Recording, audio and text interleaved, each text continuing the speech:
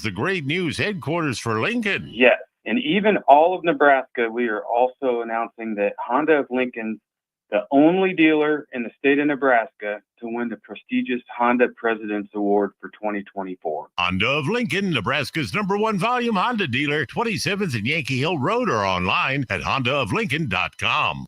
Support Matt Talbot Kitchen and Outreach on Give to Lincoln Day.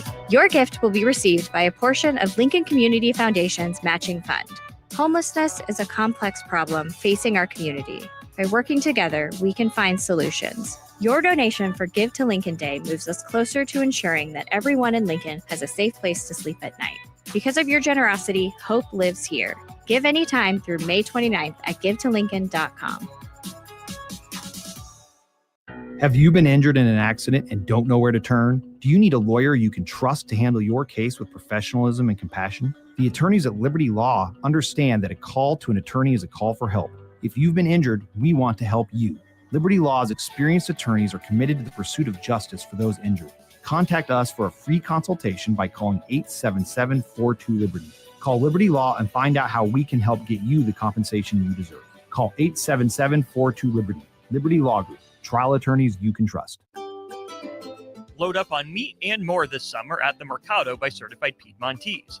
This week's special through June 3rd is $1 off per pack on Plum Creek chicken, $1 off all bacon, and 15% off cheese and crackers. Locations at 84th and Havelock, 30th and Yankee Hill, and now 85th and Old Cheney in Lincoln, or 168th and Maple in Omaha. Get to the Mercado today for the best meat in town. Are you looking for an exciting new way to put your skills to work? Explore new career options in the fintech industry at Currency, a Sandhills global company. We offer full-time positions in financial sales, compliance, operations, and other fields. We also offer a 4.5-day work week, an attractive benefits package, and opportunities for advancement. Put your motivation to work and grow with us at Currency. Visit gocurrency.com/careers to learn more. Summertime is here. It's time to get to Brown's Shoe Fit for their May sandal sale. From now through May 31st, get $15 off all regular price sandals. Whether it's for hiking, or the lake, or just everyday sandals, Brown's has you covered. And don't forget, Brown's carries a large arrangement of sizes and widths to fit your feet properly. Start your summer off right with the May sandal sale at Brown's Shoe Fit, just south of 66th and Q in Lincoln.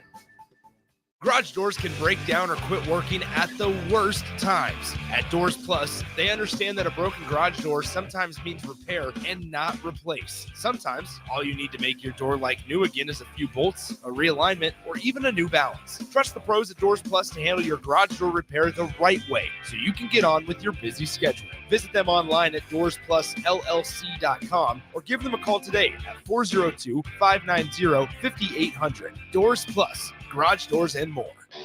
This is On the Block with Nebraska Basketball Hall of Famer and 9-year NBA vet Eric Strickland, Nebraska Football Hall of Famer Jay Foreman, middle school basketball coaching legend and Duke basketball shooting coach in his mind, Austin Orman. Coming at you live from the heart of Lincoln, America. On air and online at theticketfm.com. Sponsored by the Mercado by Certified Piedmontese. This is On the Block with Eric Strickland, Jay Foreman, and Austin Orman.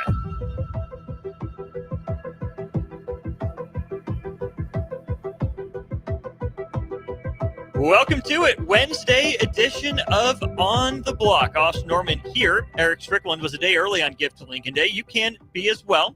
GiveToLincoln.com. Search for Matt Talbot. So Stricky will be here. Jay Foreman on his way as well. But until then, my co-host on the baseball corner, the director of high school sports, salesman extraordinaire, Nick Sainer. Welcome to On the Block, my friend. Austin, after spending a full week together last week, we haven't been able to talk on air publicly since then. It's good to be with you again. You got over your Austin Norman allergy that you started itching at last week? I started to develop an Austin Norman allergy the same way you probably developed a Nick Sainer allergy. And here we are. We're able to be in the same room together once again. Eric, I know you're going to say something. Nick is here for a reason. He's helping right. Phil. So you can stow it right, respectfully. Yeah. Stow it right. We're going to talk about some fun stuff here in the next 10, 15 maybe 20 minutes or so. Big thanks to the Mercado by Certified Piedmontese for their sponsorship here of the show. And if you have any comments or questions, let us know. 402-464-5685. Nick, let's just quickly put a bow on state baseball since we haven't gotten the chance to do that. Huge thanks to the sponsors that made it all possible. Class C game, 10-0 win for Malcolm, run rule, but they three-peat. That's pretty cool. Austin Copeland, Gretna East, first state championship in, program history. Was nails. Nails for 2 days in a row, two games in a row for them. Then Lincoln East makes it 2 out of 3. They get the win in 23, get beat by Millard West in 24. They use that as fuel. In dramatic fashion, it felt like Millard North, the longer they hung around, they get the homer from Chase Mockle to go ahead. But Lincoln East shows that championship resolve. Yeah. Great final day to state baseball that ended a fantastic week. It was, and it was a little uneasy, right, in terms of good games early on because we saw the 10-0 run rule victory for Malcolm, which shout out to the Clippers for winning their third straight. In the second game, you mentioned it, Austin Copeland. I mean, he finished his state tournament appearances with 14 consecutive shutout innings. In less than like 150 pitches. Yeah, of work on the mound. I mean, the man was sensational on the bump for the Griffins who win their first state title. And then what more can you say about, the trio of Jeter Worthley, Joey Senstock, and Troy Peltz for Lincoln East? You can't say enough about it. Troy Peltz homered earlier in the week. Joey Senstock gets the game-winning sacrifice fly. It was surprising to me that Millard North, actually thinking more about it, caught it. Right. Sure. I could have seen an argument to them saying, look, we're going to let this one drop in foul territory. And so that way, because it was plenty deep enough. And we knew it the entire time that it was going to be deep enough to score the game winning run from third base. So ultimately, when it's said and done, it was a great week of baseball, great day of baseball in the state championship. And it's certainly one of my favorite state tournaments to call here on the ticket. Big thanks again, everyone who helped make that possible. The sponsors, the board ops, ownership management here. Absolutely. We absolutely had a fantastic time. While that was going on, we were watching some Husker baseball. Yeah. Pretty much all week long. We didn't get to watch it Friday night, the night of the state championship games, because that game got pushed back to Saturday. But Husker baseball makes their way through the Big Ten tournament, back-to-back tournament championships. They make a regional. Their draw is the North Carolina Chapel Hill Regional. Yeah. Tar Heels, Oklahoma Sooners, Nebraska, and Holy Cross. Just your initial thoughts on this regional and draw for Nebraska. I really like North Carolina. Like, I think North Carolina is a team, and by saying this, it's going to tell me or tell the listeners what I think about Nebraska's chances, unfortunately, to make it out of the Chapel Hill Regional. I think North Carolina is a significant College World Series team. And I think they're a team that can make some noise in Omaha when the Final Eight are playing. The reason I say that is because they have two of the best pitchers in the entire country. This regional is matched or is full of incredible pitching depth for multiple teams. Oklahoma has two really good pitchers.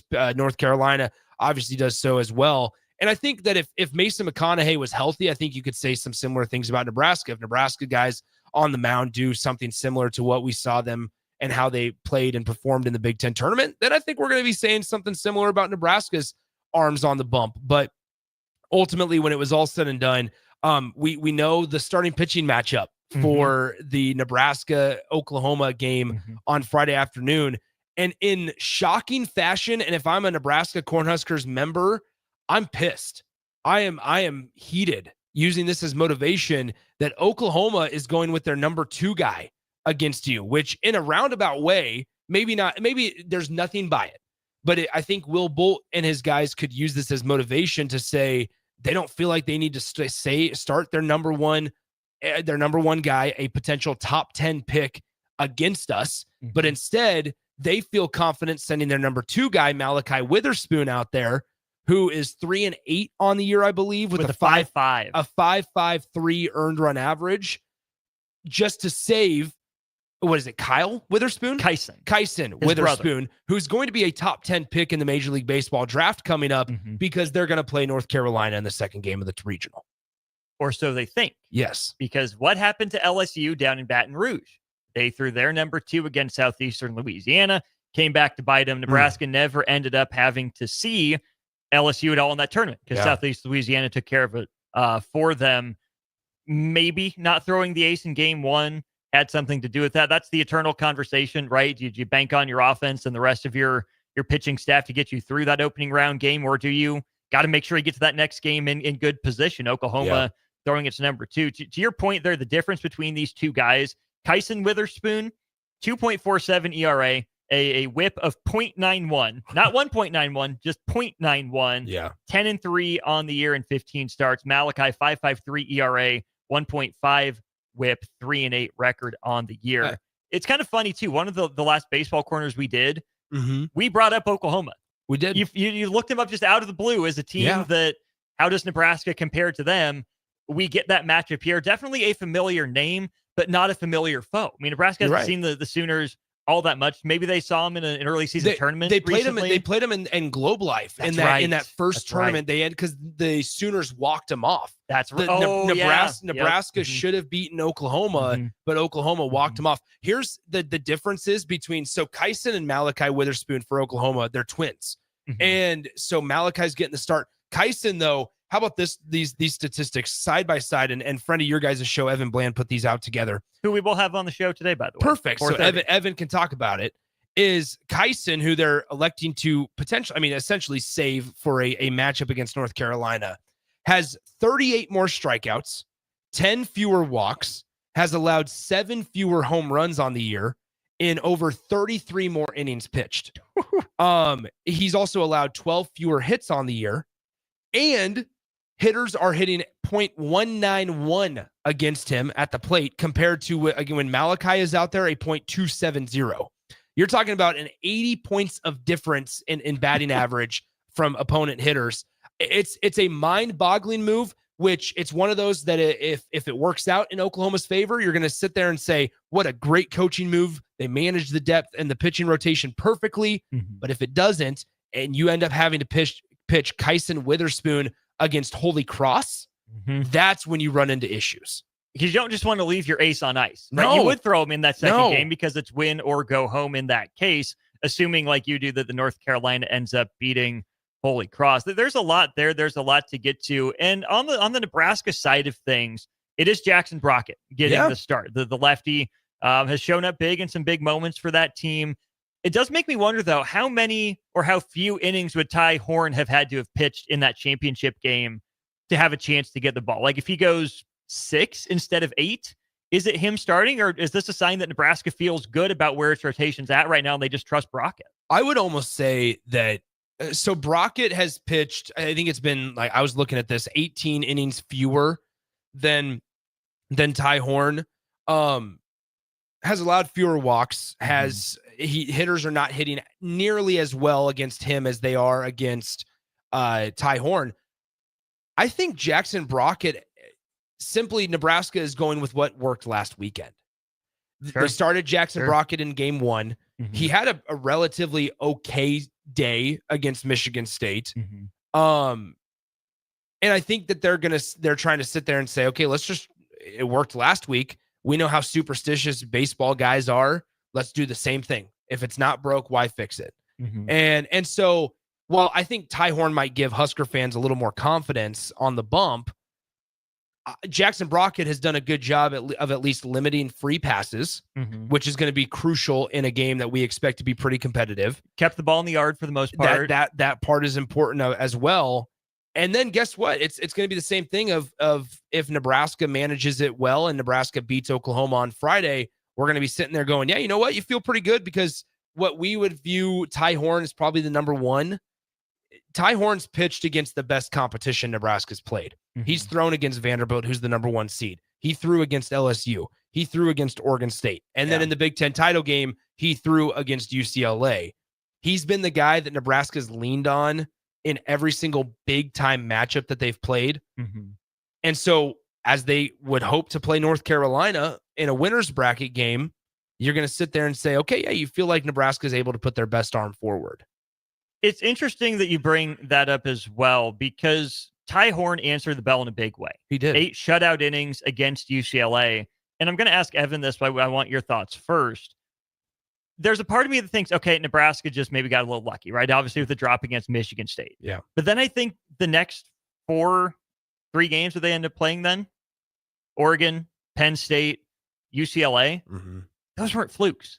Nebraska didn't get lucky in 4 games. Yeah. Nebraska won those games 7-3 over Oregon, workmanlike win over Penn State, and then to blank a dangerous UCLA lineup. Ty Horn faced Rock Jalewski for a 4th time. Yeah. And handled it. Ty Horn stepped up big on the mound for Nebraska, but nothing about Nebraska's, Big Ten tournament championship from, the 10th inning against Michigan State on, nothing about it was a fluke.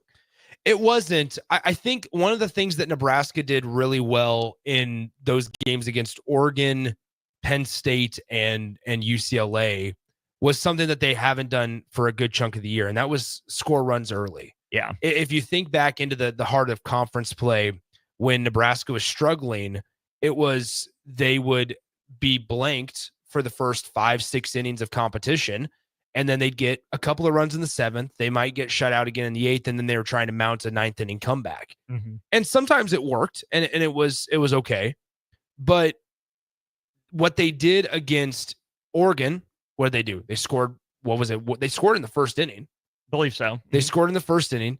UCLA, they didn't score in the top of the 1st, but they scored 3 runs in the top of the 2nd, and then they added 2 runs in the top of the 3rd. And so it wasn't that it was similar to what we talked about at State, where you apply pressure early and keep the consistent pressure there. Nebraska did that in those final 3 games of the Big Ten tournament. We said it all year long in our conversations, both on and off the air. Nebraska's pitching staff isn't good enough to sit there and say, hey, we're going to give you a 1-run lead. Go out there and save it for us. Maybe every now and then, right? We saw it on Sunday with Ty Horn. A 1-0 lead would be good enough.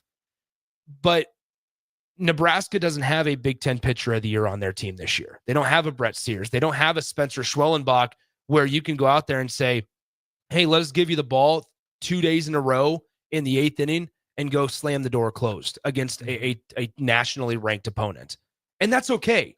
But that means that the offense has to pick up some sort of the slack, which is what we've seen in the latter parts of the year, to where they've started scoring earlier in games. They've kept some consistent pressure on their opponents. And then that takes off some of the pressure on the bullpen. You were able to stretch Luke Broderick to a longer outing. Why? Because you were up 7-1 at the time against Oregon. You were ahead. You can stretch it, right? Because you're at that point, you're trading outs for runs. Nebraska did that. At one point they were up 7-3, and there was no real pressure. Right. When you look at Nebraska baseball's history in regionals, there's only been one regional in the last really decade that Nebraska's won more than 1 game. Is this a regional that's set up conducively for Nebraska to have success? Do you think that they can do what they did down in Fayetteville? Or do you think this is another Nebraska's going to, be game in the first game, probably end up falling late, bounce back, beat Holy Cross, eliminate them, get probably another crack at Oklahoma, and then fall just short? Like, what's the difference in the challenge between this year's regional from the last year's regional in Stillwater that we were at? I think this is a better regional than what we saw last year.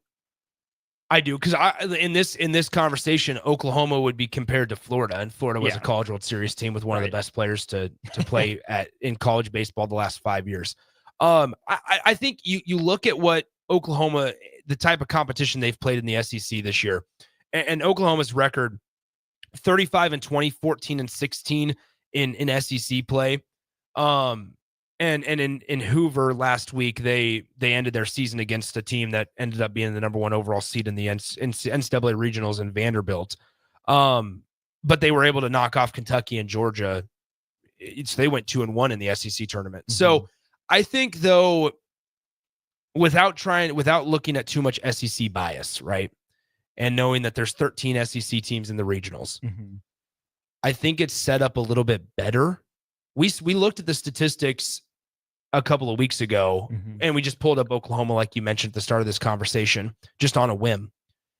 And Nebraska, it's going to start with the guy on the mound, right? Like Brockett's going to need, now this week more than ever, you have to get a quality start out of your guy that you start on the mound.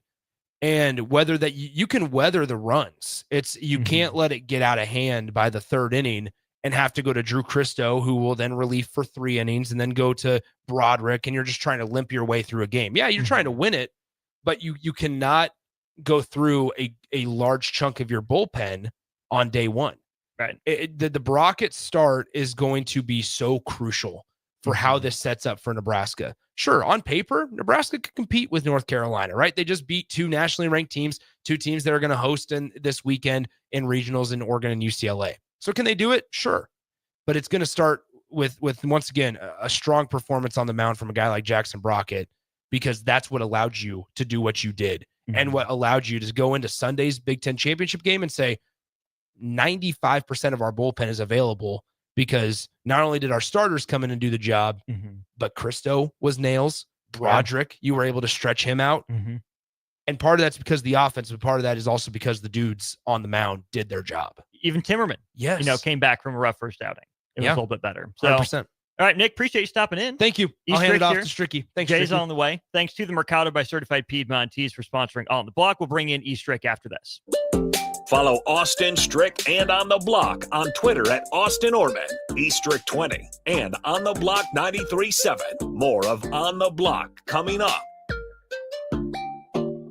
Have you been injured in an accident and don't know where to turn? Do you need a lawyer you can trust to handle your case with professionalism and compassion? The attorneys at Liberty Law understand that a call to an attorney is a call for help. If you've been injured, we want to help you. Liberty Law's experienced attorneys are committed to the pursuit of justice for those injured. Contact us for a free consultation by calling 877-42-LIBERTY. Call Liberty Law and find out how we can help get you the compensation you deserve. Call 877-42-LIBERTY. Liberty Law Group. Trial attorneys you can trust. Saturday. Eagle Raceway is open for a full season of dirt track racing action every Saturday night. Don't miss the epic battles on the high banks of Eagle Raceway each Saturday between the Nebraska Septic Sprint Cars, Nebraska Lottery Modifieds, Avid Realty Sport Mods, Valentino's Hobby Stocks, and A1 Iron Stock Cars. Let's go racing. Eagle Raceway, just 10 miles east of Lincoln on O Street. Check out the full schedule at eagleraceway.com. Are you looking for an exciting new way to put your skills to work? Explore new career options in the fintech industry at Currency, a Sandhills global company. We offer full-time positions in financial sales, compliance, operations, and other fields. We also offer a 4.5-day work week, an attractive benefits package, and opportunities for advancement. Put your motivation to work and grow with us at Currency. Visit gocurrency.com/careers to learn more. Load up on meat and more this summer at the Mercado by Certified Piedmontese. This week's special through June 3rd is $1 off per pack on Plum Creek chicken, $1 off all bacon, and 15% off cheese and crackers. Locations at 84th and Havelock, 30th and Yankee Hill, and now 85th and Old Cheney in Lincoln, or 168th and Maple in Omaha. Get to the Mercado today for the best meat in town. Are you ready for a new opportunity? Check out Sandhills Global. Join a dynamic team where your skills are valued and your career can soar. We offer full-time positions with a 4.5-day work week, competitive pay, excellent benefits, and a positive work environment. From IT and marketing to sales and finance, we're looking for talented individuals just like you. Apply today at sandhills.jobs and take the first step towards an exciting future. That's sandhills.jobs. Don't wait, apply now. Summertime is here. It's time to get to Brown's Shoe Fit for their May sandal sale. From now through May 31st, get $15 off all regular price sandals. Whether it's for hiking, for the lake, or just everyday sandals, Brown's has you covered. And don't forget, Brown's carries a large arrangement of sizes and widths to fit your feet properly. Start your summer off right with the May sandal sale at Brown's Shoe Fit, just south of 66th and Q in Lincoln. Rosie's Sports Bar and Grill, open for lunch and dinner at 1501 Center Park Road, just south of 14th and Highway 2. Schweizo Construction is now hiring for skilled craftsmen, steel erectors, concrete workers, and general laborers. Schweizo Construction offers great benefits like premium wages, health and dental insurance, paid holidays and vacation, 401k with company match, life insurance, and disability insurance. They pride themselves on a legacy of 40 years built on integrity and trust. Joining their team means becoming part of a family that values hard work, dedication, and mutual respect. Apply today at schweizo.com. That's SCHWISOW.com. It pays to participate in LES Peak Rewards. You can earn a $25 gift card when you enroll your qualified smart thermostat in the program. Help curb electric demand and sign up today at les.com/peak rewards. In every office, there's two types of people. There are those who bring in bagels and those who eat the bagels that someone else brought in. Everybody likes the first person. Be that first person. Weekday mornings at 7:30, you have a chance to win a business box of bagels from Bagels and Joe. All you have to do is shut up, Sipple. 2 questions for you, 2 for Sip. Win and the bagels are yours. Lose, well, you don't want to lose. You lost Monday, you lost Wednesday, you're a loser. Shut up, Sipple. Weekday mornings at 7:30, brought to you by Bagels and Joe. Now back to On the Block with Eric Strickland, Jay Foreman, and Austin Orman.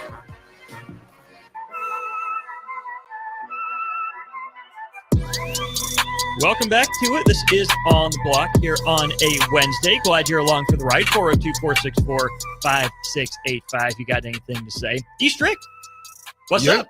What you got to say, my guy? Oh, another day to be on the block, man. Just glad to be here in the land of the living.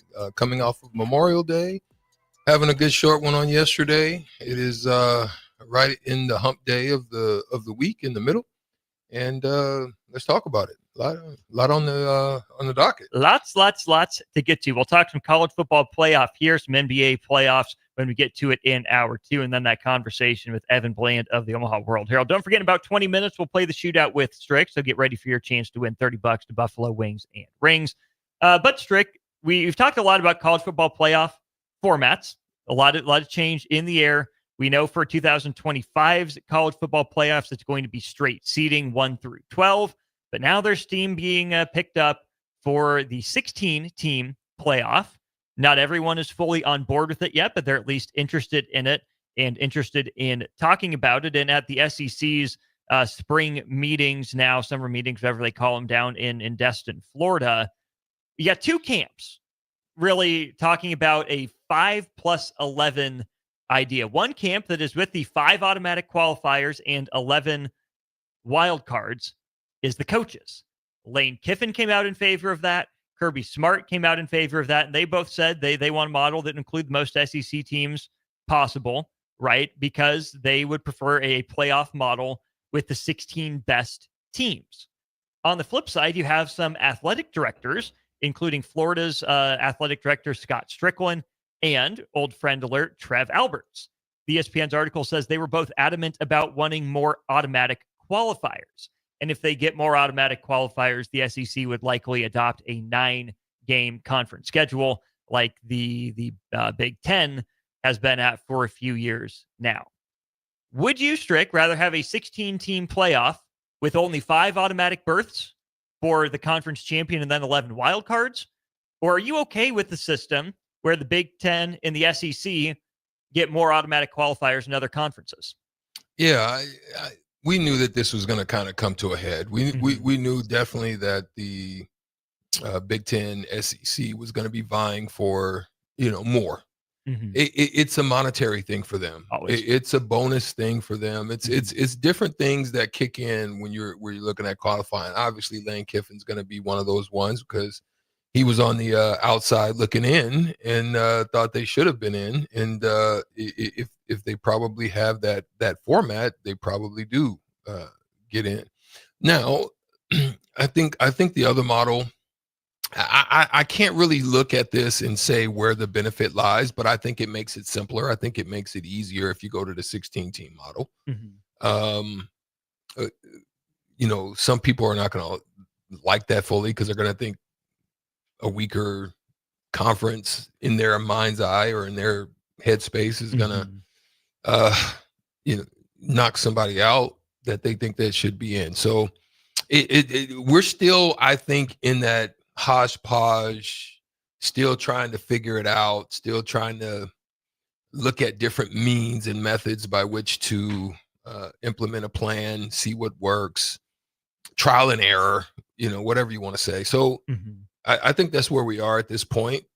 I can't say that there's a right or wrong, but I think the 5+11 makes it a simplified model. It gives it more teams. It's still a monetary gain because you're going to get good games.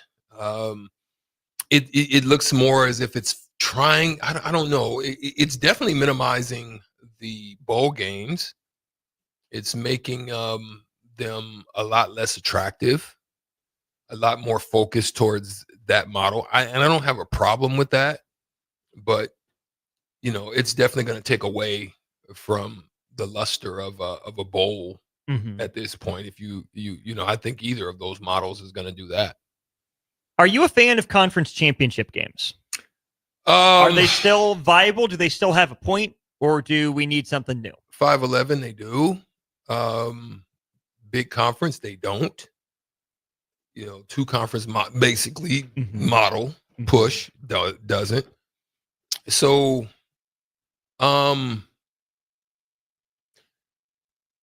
I think it's an interesting game because I just don't think they should be penalized for it like they have been in the past. There's been some form of a penalization sometimes for losing that game. That I think getting in that game, if you go with either of the models, probably if you're in a definitely a top tier conference, probably should get you in.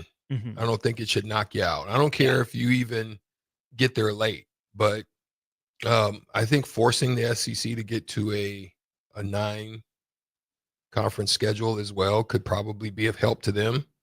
Probably make those games a lot more interesting as well.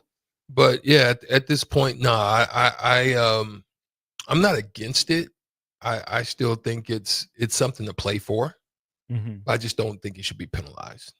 It's interesting to see all these different ideas being floated out there because it sounds like everyone wants to do everything to some degree.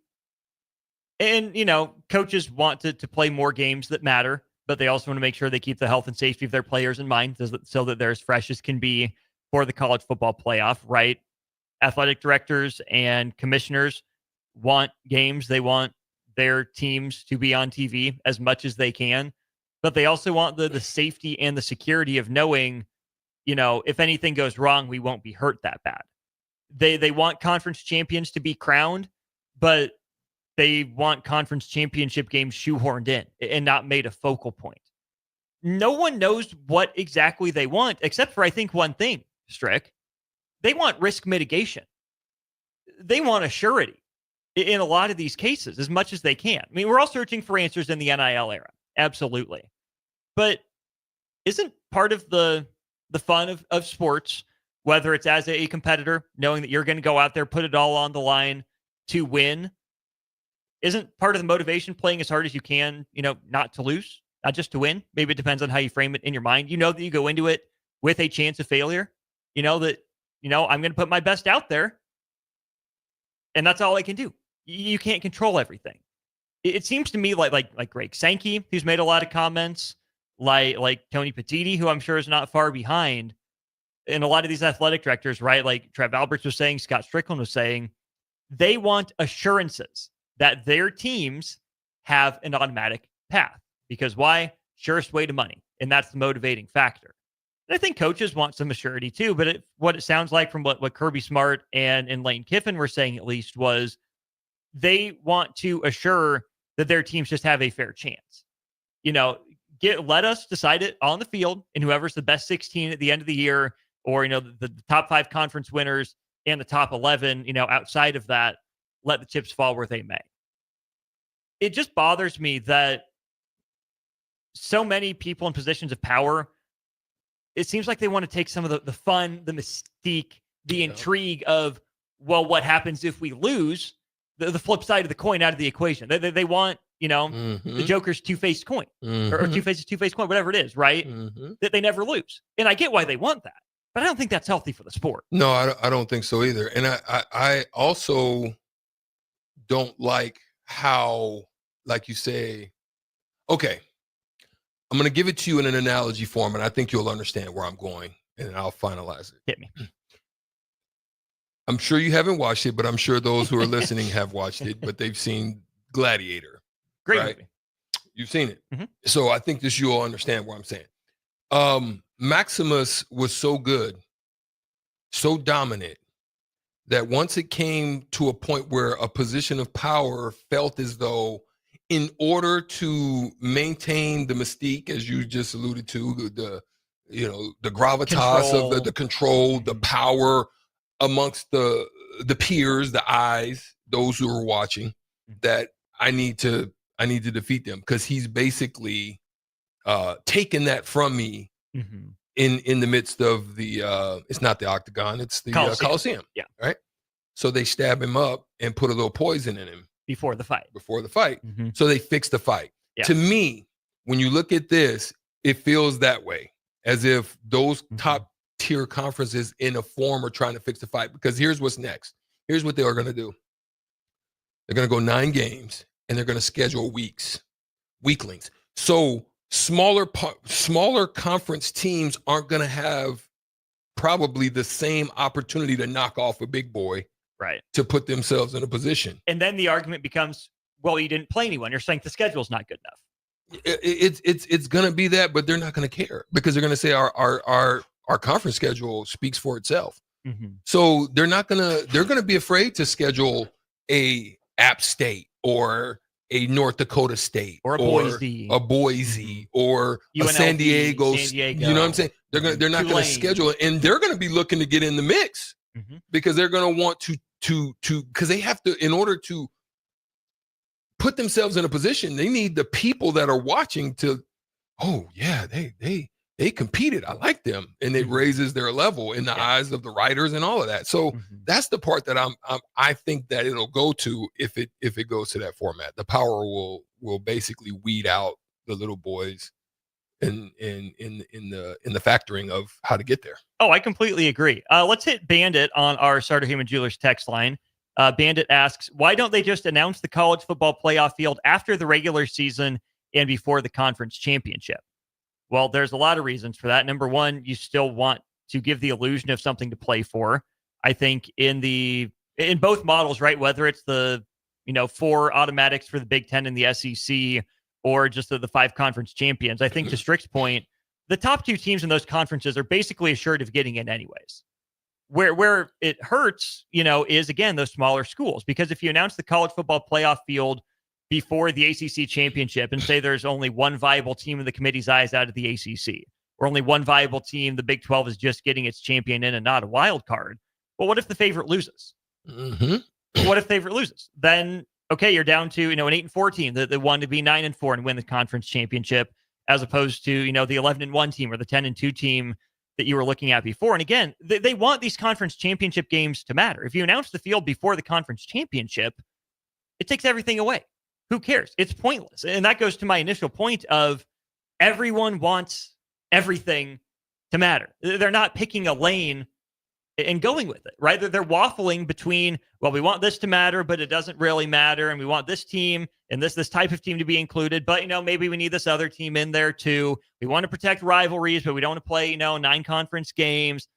No one has an idea what they want except for money. That's what it comes down to. That's all they want. A good way. You want it to mean something. You want the players to play. Of course we do. Okay. What we're here for. Then you just do it just like the playoffs. Then these conference championships, and you just say, 3rd place and 4th place games, right? Or however you want to do it for the Big Ten and the SEC, right? You start putting from whether it's the TV contracts or the conferences, the winners get this that goes into the NIL for everybody on the team. So you playing for something. College basketball crown style. You playing for them playoff checks. This is a lot different. Oh, yeah. To go to the next round. So if you want it to mean something, instead of saying, oh, in week 11, we kind of can project the worst case scenario will be number 4, and because we're 2, so just say we don't look good and we're not in the Big Ten championship, but we'll be number 3 or 4. Oh no, we playing for something. And you could even have the 3 and 4 teams, or 3 play 6 and 5 play 4 to see who your top 4 are, to make it a mini bowl game, or you have them battle it all out where these last 2 or 3 games of the season mean something, because not only is your regular check, it's on top of it. And you can do it, especially in those big conferences. Now, what you're talking about, like in the ACC, where you had SMU get beat by Clemson, that's where you get a little bit shaky, and you're going to have to, I'm telling you, as soon as we expanded to 12, they talked about what? 16. As soon as we expanded to 16, they're going to be 24. Before you, I think that the mindset needs to shift of, let's stop playing these little kid games and let's get to the end. What's the maximum amount of teams that we could project in 2032 or 35 or 36, right? Right. And let's do it right now. Because if you do it right now, then you can work. It's almost like what Tiger Woods said when he was playing golf. He started practice from the green back. That's the end part. Yeah. Making the putt to win the Masters, right? Right. So then now everything behind that is how you actually can plan and actually strategically plan. Because you could have, so say like you get guys that are teams that get bye weeks, like in the NFL. Well, then they get some money. The teams get money. Yeah. The guys that however much it's dispersed. Now it'll probably be for better players, not, but actually it's more money in your pocket. So then that goes to that pot of money. Goes so there you're playing for something, and then you start to go to playoffs from there. I don't know if college football can handle 24, but if you want 24, you're gonna have an 8-team pre-playoff, kind of like they do in the NCAA, FCS, before you get up there with the big dogs. Right. So that's where the app states and all that. So you're not getting totally shunned.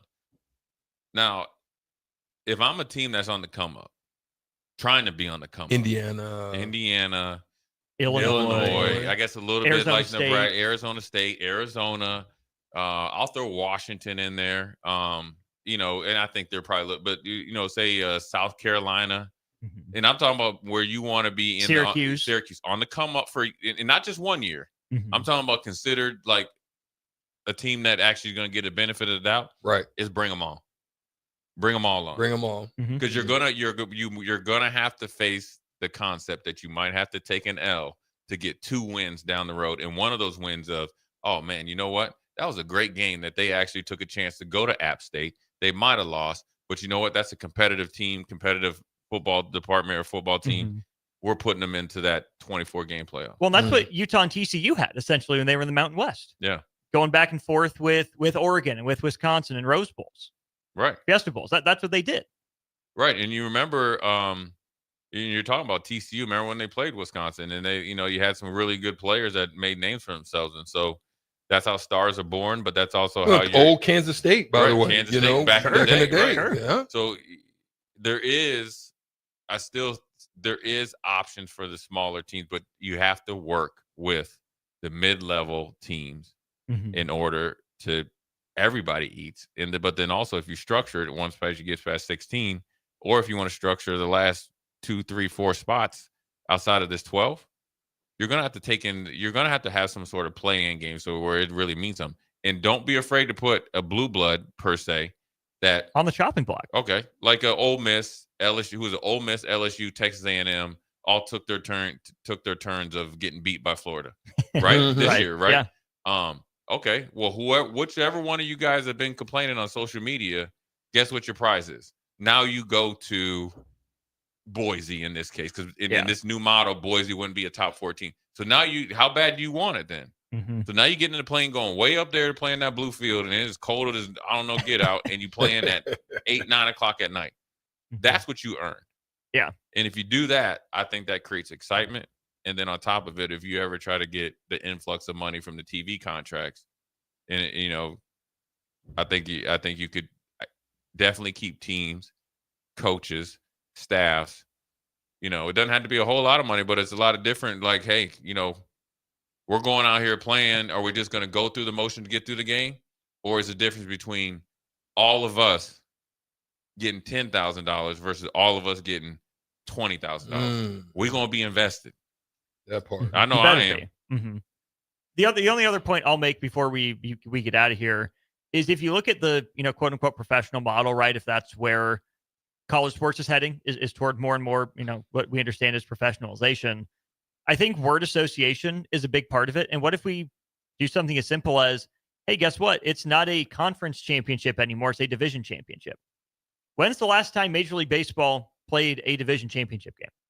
When's the last time the NFL played a division championship game? When's the last time the NBA played a division championship game? You still get credit for winning that division. It means something. You're in the playoffs, but you don't have to play an extra special game for it. And again, I know there's a lot of college football traditionalists and purists who would want a conference championship game. They're fun. They've been a big deal for a long time. But the bigger and bigger the playoff gets, the smaller and smaller the conference championship needs to get. And deservedly so. Unless you're an ACC, a Big 12, or a Group of 5 conference where you need this conference championship game as an extra data point for one of your teams to try to climb up the seed rank or get the right team into the field. But that's where I go back to the college basketball model. If you win your conference tournament, you're in. But I still think at the end of the day, you play more regular season games than you do conference tournament games. You play more regular season games than you do conference championships. The automatic big should go to the team that wins in the regular season. Yeah, I like that. I like that you win and you're in. And I'm still going to go back to the money side, but I like the win and you're in. But then also, What is the money side? What's your angle on the money side? That's the incentive. That's the reason to play. Right. Okay. So say Got like, more than just a swag bag from the bowl. Right. Now, yeah, exactly. So now you got when you show up, now you're playing for something. Yeah. And just and I think people get smokescreened by NIL of the big contracts, the Underwoods, that's at, Michigan and all the other guys that you hear about. But NIL in that extra, just say, even if it's $5,000, right? Yeah. Or $2,500. That's the majority of the guys that's going to get the difference between $2,500 and $7,500. Right. You know what I'm saying? For the winners. Mm-hmm. And that's how you keep everybody engaged, invested down the stretch. So that way, if you have a division winner in a Big Ten championship, I mean, really, to be honest with you, your regular season Big Ten champion, it could essentially, you get a double bye. You could all right, well, then the 2 and 3 play for actually, I guess, the quote unquote Big Ten championship, but they're playing for seeding, number 1, home game, number 2, if you have expanded playoffs, and then number 3, which is probably just as important, is money in that pocket. Right. So now everybody's invested, right? And then now you're going to actually be able to get a little bit more retention on your roster, guys trying to dip out and not playing bogus. Right. Yeah. That's a good spot to pause this conversation. I'm sure we'll revisit it later in the week or certainly moving forward as we get more information. But we need a caller right now, 402-464-5685. Your chance to win $30 to Buffalo Wings and Rings happens right after this. We're playing the shootout with Strick or the fire away against Foreman. We'll let these two hash it out who will be playing the game. But you can call our Honda of Lincoln hotline, 402-464-5685. That's how we'll wrap up hour 1 of the show in just a sec. Download our app by searching for 93.7 The Ticket in your app store to stay in touch and listen all day wherever you are. More of On the Block next on 93.7 The Ticket and theticketfm.com. Father's Day is coming soon, and you know what that means. Backyard parties and lots of grilling. You know what's more embarrassing than an overcooked piece of meat? A dirty, disgusting, and grimy grill. Let the pros at Husker Grill Cleaning keep you ready all grilling season. They'll take your grill apart piece by piece, scrub every inch, and reassemble it so your grill can look and perform its best. Visit their website, huskergrillcleaning.com today to schedule your appointment. Husker Grill Cleaning, serving Lincoln, Omaha, Malcolm, and more. It pays to participate in LES Peak Rewards. You can earn a $25 gift card when you enroll your qualified smart thermostat in the program. Help curb electric demand and sign up today at les.com/peak rewards. Tailored Landscapes is actively preparing for spring. Things like new tree orders, getting equipment ready, and training staff to serve you the best they can. If you haven't already planned, now is the perfect time to figure out a maintenance plan for your yard. Tailored Landscapes is on the brink of spring cleanups for all their existing customers, and they have limited spots available. They trim trees and shrubs when needed and only mulch proper amounts. Give Tailored Landscapes a call at 402-432-2572 to set up a meeting with one of their designers and stop by the Tailored Life store in Bennett. Have you been injured in an accident and don't know where to turn? Do you need a lawyer you can trust to handle your case with professionalism and compassion? The attorneys at Liberty Law understand that a call to an attorney is a call for help. If you've been injured, we want to help you. Liberty Law's experienced attorneys are committed to the pursuit of justice for those injured. Contact us for a free consultation by calling 877-42-LIBERTY. Call Liberty Law and find out how we can help get you the compensation you deserve. Call 877-42-LIBERTY. Liberty Law Group. Trial attorneys you can trust. Country music star Rodney Atkins will be performing at the Icebox on Friday, June 20th. Tickets start at $30 and doors open at 7 p.m. The capacity is only 3,000, so don't wait. Buy your tickets at LincolnStars.com today before it sells out. Out here on Nebraska's calm, welcoming waters, fishing is a breeze. It's the sweet spot where solo anglers find quiet before the catch, families reel in memories, and first-timers discover what makes fishing so special. From the Panhandle to the Platte, the best fishing happens here beneath Nebraska skies. Get started at letsfishnebraska.com. Sponsored by Nebraska Game and Parks, aired with the Nebraska Broadcasters Association in this station. Take control of your health with the DASH scan at Advanced Medical Imaging. The DASH scan is a full-body MRI designed for advanced health screening. This dynamic approach provides exceptionally sharp images across multiple organ systems, helping to detect potential concerns early. With minimal radiation and no invasive procedures, the DASH scan offers a safe, comprehensive look at your health. Plus, results are delivered faster than ever, giving both patients and physicians confidence in screening and diagnosis. Your health is too important to wait. Schedule your DASH scan today at Advanced Medical Imaging. Visit amimaging.com or call 402-484-6677 to learn more. Make plans to join 93.7 The Ticket and the Amon Green Foundation for the first annual Nebraska Esports Golf Tournament on Monday, June 9th at Wilderness Ridge. It's a four-man scramble starting at 11 a.m. that will feature former Husker greats like Amon Green, Johnny Rogers, Niles Paul, Tony Davis, Adam Carricker, Vershawn Jackson, and more, with great prizes and great golf. Sponsorships are also available. Call or text us at 402-464-5685 with questions, or sign your team up online at theticketfm.com. Registration goes through May 30th. Hi, Sean Callahan here for Cobble Chevrolet GMC, and they're having the biggest hail sale they've ever had. A huge opportunity is at your front door right now. Some of these cars we're fixing, some we're not, and some it's totally up to you. New Sierra starting at $15,000 off list. New Canyons at $8,500 off list. New body styles on the Acadias, $3,000 off list. You need to hurry as there's going to be a lot of people heading to Louisville. Check us out at cobblecars.com. Stock numbers G121492, G187747, and G196599. It's time to play Shootout with Strick. Call now, 464-5685, to take your shot against Eric Strickland. Shootout with Strick. Brought to you by Buffalo Wings and Rings. Time to play the game!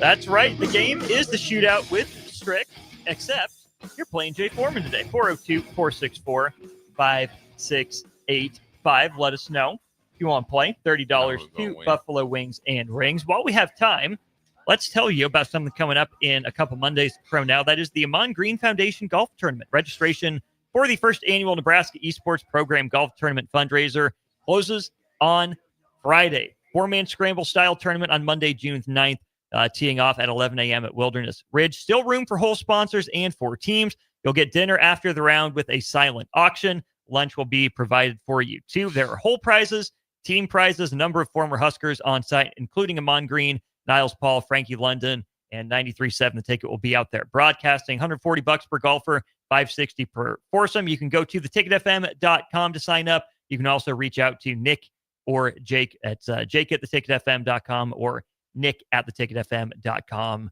for more information. Again, 402-464-5685 to play the Shootout with Strick. Would really like a contestant here. We don't like to let the fellas get off easy. No Yes, ties. we do. No, we don't. You do.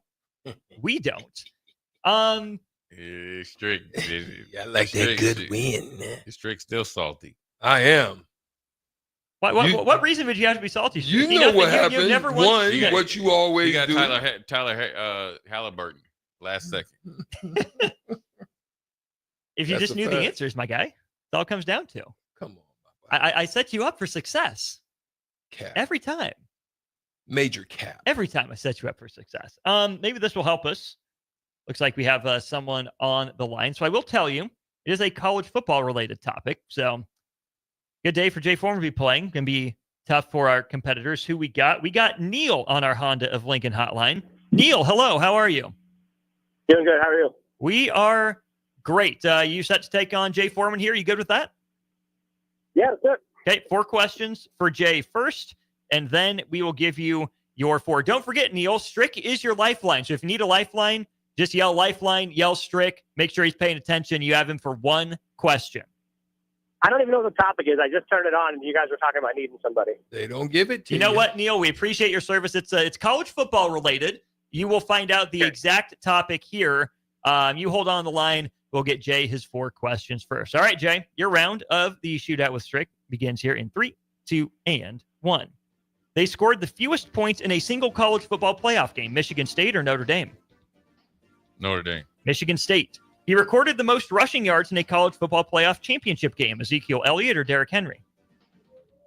Oh, Ezekiel. It is Zeke. He was Oregon's head coach in the first college football playoff, Mark Helfrich or Chip Kelly?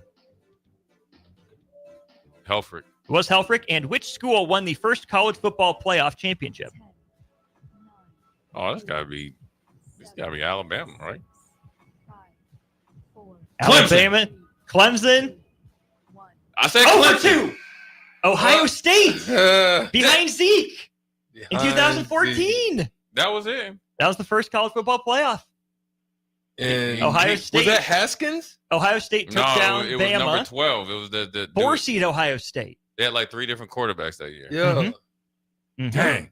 Yeah, that is a 2-point round for Jay Foreman. Neil, you need 2 to tie. You need 3 or more to win. You ready for your round? Yes, sir. Okay, your round starts here in 3, 2, and 1. They scored the most points in a single college football playoff game, LSU or Georgia? LSU. It was Georgia. He recorded the most total yards in a college football playoff championship game, Joe Burrow or Deshaun Watson? Joe Burrow. It was Joe Burrow. He was Ohio State's head coach in the first college football playoff, Jim Tressel or Urban Meyer? Urban Meyer. Yes, and they won the only college football playoff championship game that went into overtime. Georgia. Georgia is the guess. Is that right? Georgia featured in that game. Too late. Too late. The buzzer went off. Exactly. Georgia featured in that game, but Alabama won it. Exactly. It was the walk-off from That's exactly what I'm talking to about. Devontae Smith. But we go to the tiebreaker. Tied at 2. Neil, I will give Jay the question. You will go over, under, or push his answer for the win. No lifeline. Sound good? Sounds good. Okay. Jay, how many college football playoff games have gone into overtime? How many college football playoff games have gone into overtime? Look at here. Neil, Dang. over, under, or push? Under. Neil says under. Jay Foreman pulls it out. I think it's 3. It's 4. Oh! The 2018 Rose Bowl between Georgia and Oklahoma. The 2018 National Championship between Alabama and Georgia. The 2024 Rose Bowl, Michigan and I'll never lose Alabama. Even when And the I'm 2025 Peach Bowl, double OT, Texas and Arizona State. Even when I'm off, Harrison was back there, said it was too low. I know exactly what I'm talking about. You knew what to put the pressure on? Just reeled him in right there. Right. Just, you know what? It took him deep water. All right, thanks, Dad. Neil, Thank appreciate you, it. Neil. Try again soon. Jay Foreman pulls it out. All right, in Jay, OT. I see you. He does it. We got 3-1 leads in the NBA playoffs. The Thunder over the Wolves and the Pacers over the Knicks. Let's talk some NBA playoffs and more in hour 2 of the show. Follow Austin Strick and On the Block on Twitter at Austin Orman, eStrick20, and On the Block 93.7. More of On the Block coming up. Keep summer green with Judson Bylene and Judson Irrigation. More than 40 years ago, Judson Irrigation started taking in orphans. Lawn sprinkler systems installed by a quickie, cheapy summer job, install 'em and forget 'em outfit long forgotten. Call Judson Irrigation. They'll never forget you. Keep summer green. Call Judson Irrigation 402-420-6277 or judsonirrigation.com. This is Lincoln's home for sports talk on the FM dial. Also online at theticketfm.com. On the internet, KNTK FM Firth, 93.7 The Ticket. Shwezo Construction is now hiring for skilled craftsmen, steel erectors, concrete workers, and general laborers. Shwezo Construction offers great benefits like premium wages, health and dental insurance, paid holidays and vacation, 401k with company match, life insurance, and disability insurance. They pride themselves on a legacy of 40 years built on integrity and trust. Joining their team means becoming part of a family that values hard work, dedication, and mutual respect. Apply today at Schwizo.com. That's SCHWISOW.com. Support Matt Talbot Kitchen and Outreach on Give to Lincoln Day. Your gift will be received by a portion of Lincoln Community Foundation's matching fund. Homelessness is a complex problem facing our community. By working together, we can find solutions. Your donation for Give to Lincoln Day moves us closer to ensuring that everyone in Lincoln has a safe place to sleep at night. Because of your generosity, hope lives here. Give anytime through May 29th at givetolincoln.com. Country music star Rodney Atkins will be performing at the Icebox on Friday, June 20th. Tickets start at $30 and doors open at 7 p.m. The capacity is only 3,000, so don't wait. Buy your tickets at lincolnstars.com today before it sells out. Now's the time to lock in the best deal of the year on a new John Deere sprayer during Landmark Implement's Sprayer Early Order Program. Leverage the industry's latest technology with See and Spray. Target weeds with precision and cut herbicide use. Utilize Exact Apply to save in chemical usage and prevent over-application. Don't forget, secure early order savings and get the sprayer that maximizes every pass. Visit your Landmark location for full details and experience the Landmark difference. Tailored Landscapes is actively preparing for spring. Things like new tree orders, getting equipment ready, and training staff to serve you the best they can.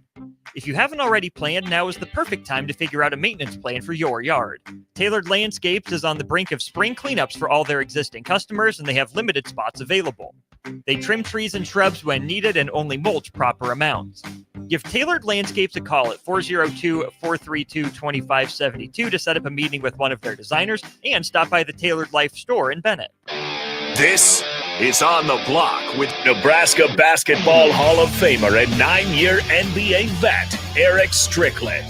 Nebraska Football Hall of Famer, Jay Foreman. Middle school basketball coaching legend and Duke basketball shooting coach in his mind, Austin Orman. Coming at you live from the heart of Lincoln, America. On air and online at theticketfm.com. Sponsored by the Mercado by Certified Piedmontese. This is On the Block with Eric Strickland, Jay Foreman, and Austin Orman. Hour 2 of the show on a Wednesday. Welcome to it. I'm Austin, Strick, and Jay alongside to my left. Got a lot to hear from them on the NBA playoffs. But first, thanks to the Mercado by Certified Piedmontese. Check out their selection online at themercadobutcher.com or at any of their 4 local locations. 84th and Havelock, 30th and Yankee Hill, 85th and Old Cheney in Lincoln, then 168th and Maple in Omaha. Get to the Mercado today for the best meat in town. Jay, we're going to start this NBA discussion with you. Vershawn Jackson, the captain on the previous show, said that nobody wants to see the Minnesota Timberwolves in the NBA Finals. Your response to that? What do you mean nobody wants to see him? Like nobody wants to watch him? Yeah. I strongly disagree. They have, I mean, Ant-Man's electrifying, but when you just look at OKC and you look at the Timberwolves and you just look at the wins and losses, just look at Timberwolves. I don't even know if they won 50 games yet. So they underachieved this year, whereas OKC is well above that. I think people would want to watch Ant-Man. They won 49 in the regular season, so they've cleared. So you would want to see them. I think they're appealing to watch, but they're not getting there. They are not. They're down 3-1, and they made some history. Teams in Minnesota's position that shot, that had more rebounds, more assists, more free throw attempts, higher field goal percentage, higher three-point percentage, and higher free throw percentage in a game were 190-0 until the Thunder pull out game 4, 128-126. They didn't play a lick of defense. They did not. Neither team in that game. Anthony Edwards didn't put up big numbers, but his team still scored 126 points. What does that tell you about what the Timberwolves can be, how maybe they can build and try to keep their season alive? It shows that they're very capable, and they could have easily won that game. And I'm going to tell you why they didn't, and I'm going to tell you the regression of the Timberwolves and the why. And a lot of it's definitely between the two eyes and in between the two ears. Mm. Right. Ant-Man against the Thunder in this particular game, he's had 12.8 drives, right? Which this previous game, he took 4 shots, and this is in the game that they won. Okay, the game first, 3, right? Mm-hmm. 81% field goal percentage at the rim. At the rim. Okay. This is against the Warriors. All right. 18 drives, 9 field goals attempted, 53%. Still good. Mm-hmm. Against the Lakers, 16 drives, 9 field goals attempted. The percentage is a little bit lower. Now, let's talk about the second half of that game that they just played. 4 of 11, 1 of 7 from 3 with 4 turnovers. Now, here's the issue with Ant. Ant has regressed in his attack, and that's mental. So what that tells me, it's a settle mentality. You can go back, and there's a contrast video that I think would be a good one for the listeners to take a look at if you can find it. It is Michael Jordan, and this is nothing about GOAT conversation, but it's him explaining what happens in the first game against Portland where he went buck wild. And then he said, there's a tendency in your head when you shoot so well, and Ant's done well. He's second to Steph Curry in 3-point attempts in a game. And he shot it, mid-30s. At a pretty good high clip, 40%, mm-hmm. Yeah. Right? Mm-hmm. So now you're looking at, there's a settle mentality. Michael says there's a way in your mind that tells you, let me just wait around, let me stay comfortable, let me take those shots, right? Mm-hmm. Because I'm hitting them. Yeah. Because it's big time. There's 2 problems to that. Michael also said, it takes away from the totality of my game. And I'm going to show you a contrast. I'm going somewhere. Just stay with me. It takes away from the totality of my game by doing that. Although capable, it takes away from those other things: driving, penetrating, drawing, causing strain on the defense. That's what Ant's best at. Now, close game, mm-hmm. There's a contrast. Shai Gilgeous-Alexander, Ant. Shai stayed on the attack, even though he struggled. They made an adjustment. They started kind of sagging back a little bit on Shai, taking away driving angles, trying to minimize his mid-range, forcing him to take deeper shots, and it worked. But what did Shai not do? He didn't settle. He said, I'm still doing what Shai do, mid-range killer, and I'm bucking you every time I get there, right? 40. Now, Ant, the problem I hate with Ant is there's no accountability in the fact he goes in the interview and he says, I didn't struggle. One, he then says, something about that. He kind of throws his team under the bus like he didn't take more shots. So here's the difference. Pressure on defense, you win. Shoots a high clip. If Ant had just done the same thing, get into the post, he's dangerous there, get to mid-range, kill, attack, and let guys, because guess what that's got to do? It's going to take Hardenstein, it's going to take Chet, they're going to have to come over, and it leaves the big fella to do what he want to do if you miss. You see what I'm saying? But by not doing it and taking the shots that he was taking, fellas, you feel me? Yeah. He's taking step back fadeaways, challenged. And what is the defense doing? They just standing watching. So they relaxing. It's different to just sit there and relax. But when he's putting pressure, guess what you got to do? You got to get in the gap. You got to recover. You got to cover another drive. You got to attack. You got all these different things. You got to communicate. There's a lot more, but when you're doing taking those type of shots, you just sit there, box out, go get the rebound, and let's move on. That's the difference on why I think they're losing, and this is why I don't think they recover. I think they messed up with that, and I think Ant was a lot of the catalyst for it because of his lack of aggressiveness. Can you fix that mentality? Does it need to be fixed, or is that just who he's going to be as a player? See, that's the thing. A lot of people is propping him up. Mike Jordan point two. It doesn't look like it. It looks the same. I more so return to the James Harden model that when right now, from what I'm seeing, when it's time, which he's gotten here before, this ain't nothing new, but it looks the same.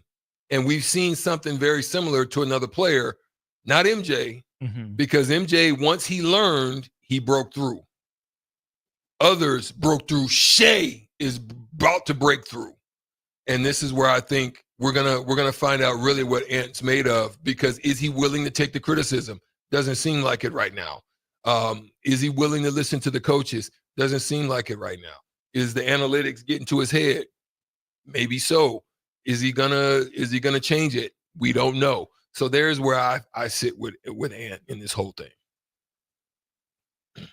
And that's why Bron is still doing what he's doing. There it is. No, but in all seriousness, it goes back even farther than what we're seeing right now. The playoffs is a byproduct of everything that he did leading up to or throughout the season. He got questioned about it. I don't know if it was Malika Andrews or somebody asked him about his high volume of 3-point shots. Well, he was making them. Well, then you automatically got the excuse of, well, I'm shooting 40%. See, you can have a fool's gold 40% facts and not be effective as an offensive player. And it's all mentality, but then it's also reality. It's also what you're seeing from the Timberwolves is a lack of competitive mental stamina. We saw it last year.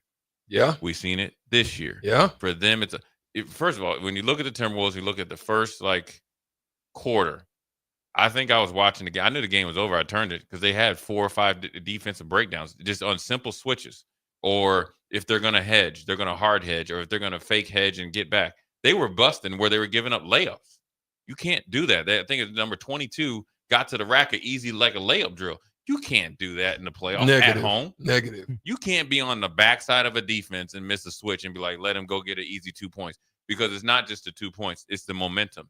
It's the mental thing that is given OKC they ain't trying to defend their home court, and so that pays dividends late in the game. You need those 2 points because it affects how you play down the stretch. And whether you would have got the block or you hadn't missed, you can't give up. You got to challenge it. Yeah. And for Ant-Man, that's like you getting to the line and the running back's there and you just like, okay, going in. And not put that hat on. Yeah, not hitting him. You know what I'm saying? You never know when he's going to fumble. But also, I think it's also in with his mentality of where he's at right now. He's going to, and I don't know who he has around him. I know he has a big crew around him. I know that for a fact. I know people up in Minnesota. Is that will he or does he have somebody around him that could tell him the truth, and will he listen? And he's a superstar player, but he's not at the place that where he was been told he was. And sometimes you need to go back and have an off season to understand. You know what? He's gotten in a little bit better shape. When Steve Kerr told him, you pretty much fat, right? You need to get. I mean, he did at Yeah, Olympics. yeah. Know you fat, right? And how you eating and all that other. He needs to take that to another level. He needs to get stronger because for as explosive as he is, he needs to be running cats over. I mean, literally, because his first step's unstoppable, right? Because when I come to the lane, then you're when you go up against Dort or somebody like that from OKC, and they letting you be physical, bump and grind in the playoff. Yeah, he getting bounced back. He's getting ejected out there. And I think it's a little bit. This is where you can see where somebody's at and what they do in the weight room. Yeah, game 3 was great, right?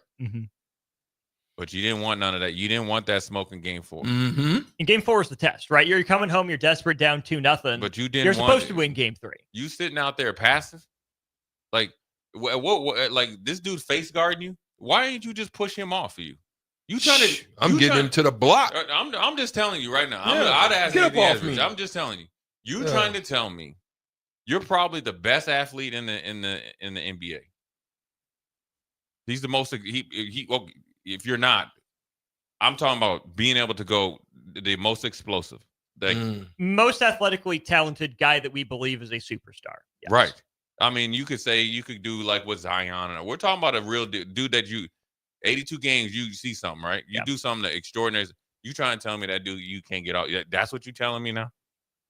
That's what you're telling me right now. You're trying to tell me you from Atlanta, Georgia. Okay. Peace up. You from Atlanta, Georgia. And you supposed to be representing. You're trying to tell me that you can't even get an offensive foul. I'm running dead into you and I'm elbowing you dead in your face and your chin. If you give me an offensive foul, that's fine. But I guarantee the next time I come down and I fainted at you ain't gonna be standing there taking it. Yeah. Because if you wall up against me, then I'm going back door, I'm getting it. Sometimes the best story I was told about basketball is about my man Avery Johnson when he was talking about the Admiral David Robinson. And he was talking about John Stockton. And he was talking about John Stockton and Hornacek when he was younger in his career. And he was playing and they were talking about the pick and roll, right? And he's like, man, he was getting killed. Because, Strick could tell you when they were running that pick and roll, they coming all tight and they were setting hard screens and they were elbowing you and it was a little dirty. Malone's hitting you, Stricky? Karl Malone's sitting you down. Yeah, he got me a couple of days. Austin Carr, Big Dog, they was all wearing you out. Yeah. So they I forget who the older player was that told him. He said, listen, next time you go against Hornacek and they running that the 2-guard pick and roll, you run dead through his you know what. And you'll never have a problem with him again. And the difference between a guy that does a lot of talking, and there's guys that was on my 95 team, a lot of talkers, the guys that actually would do it. You're willing to do something that you normally in your normal life wouldn't do when you're competing. And Ant-Man has to become more of a competitor because I truly believe if he had the ball and he was forcing the action, even though heck, by him not forcing the action, he probably, how many turnovers did he have, Austin? Listen, man. And also, what you flopping on? Everybody talks about LeBron. What you laying out there worrying about some fouls for? That lets me know you ain't got enough muscle on. Yep. Anthony Edwards had he was losing the. Am I right, Strick? Yeah. He and Randall both had 5. That's a lot of turnovers. That's a lot of turnovers. Minnesota's a team at 21. But when he was driving the lane, he getting touched and he thought everything was a foul. Yep. That's like mentally you wasn't there. He needs. You know what he needs to do? He needs a curfew. Ooh. How about that? Ooh. And a room check. No. A curfew is this. Just because you're at home playing video games doesn't mean that you locked in. Right. Mm-hmm. Even if you play at night. Say we're playing the game tomorrow night. You can't be up to 1-2 o'clock in the morning on that game. That's a fact. Because you know what them video games do? It makes you can mental drain. You can be strung out on them on video games. And then you look a step slow. You don't look as engaged. Mm-hmm. I can guarantee you, he's gonna be hell on wheels tonight. I can guarantee you coming downtown Charlie Brown tonight. Yeah, for sure. You know who was hell on wheels yesterday? Tyrese Halliburton. 32 points, 12 rebounds, 15 assists, 4 steals, 0 turnovers. Is he a superstar? Is he having the playoff run of his life? Is this legit from Tyrese Halliburton? What do we think? I think it's legit, but I also think that here's one thing I was listening to is, you can't win with small people, man. You Try can't. telling that to TJ McConnell. No. I'm talking about winning championships with your lead dog being puny. The only person that's ever been able to do it is Steph Curry, and he really ain't that small. You saying Zeke is big? Zeke who? Isaiah Thomas. No, I'm talking about in this modern age. age. Oh, in the modern age. That's why Chris Paul never won, right? You can't if you're lead dog, you can't. It just dawned on me. Small people ain't. If he's your best 1A player, you ain't gonna win. Now back to Halliburton. I don't know. The jury's still out on him. I have scar tissue when I seen him down in Charlotte. I was like, this because I was excited to watch him. I said, man, this dude looked like just a more polished version of LaMelo Ball. I hate that dude. I don't hate LaMelo Ball. I hate the way he plays.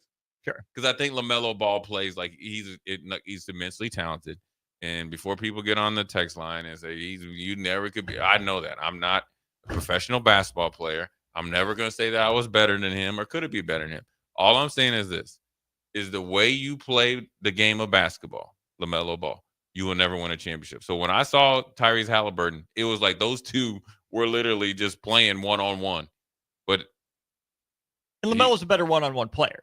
That's not Hallie's game. But it was just like they were just coming down, jacking up threes and, going back and forth. And now it was early in the season. It didn't mean anything. I think Halliburton, if you have superstar rankings, I think he's high tier 2. Stricky, you agree? And the only reason I think Siakam can take over that role too. Yeah, I mean, that team is built for not a superstar. That team is built for a group of guys to come together, play a certain way. And that's why I think the coach Carlisle is the perfect coach for them. I think he's built for, playing that style. This team is very similar to me of the old New Jersey Nets with Jason Kidd. Yeah. Ooh, yeah. With my man Kerry High. You know what I'm saying? Like Richard Jefferson, Kerry Kittles. Vince. Kerry Kittles. Even Martin. Yeah. They're not that it's all aesthetically the same, but they remind me of that. They collectively just did things and that's played the why Buddy right Hield way. got shot up out of there. Right. And here's the thing, Right. and going along with Strick, this is why I watched Coach Carlisle last night. Now, granted, Halliburton was hitting, but the couple games where he struggled a little bit, he don't even worry about it because he knows Siakam going to get it going. Then you got Turner that can get busy when he's on, and he's got to really step up against Cat. Then Neesmith, now then he's you got hurt. Neesmith, and then you got it through it. But got it. But then you got number 2, whose brother was at Creighton.